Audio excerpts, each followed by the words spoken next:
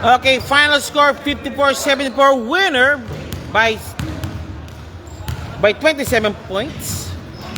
Okay, yan po ang Team Oryx. Sir, mabagit kayo dyan. Kibalaman. Yan. Compress po, sir. Thank you po.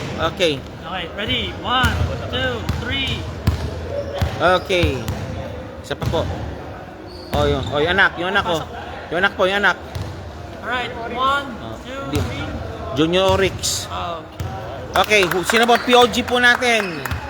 Jersey number 10. Number 10. Okay, si Ruiz.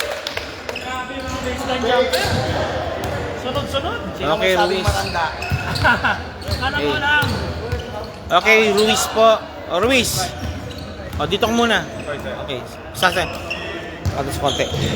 Idol, kumusta Idol? Okay lang. Okay sir, tapos alam po natin patapos na po ang ang elimination po. May pa isang laro, di ba? Then 7-2 po score po natin. Now for sure, you're already masabi natin nasa quarterfinals po kayo. Deluxe super talaga. Now what expect nyo sa quarterfinals po?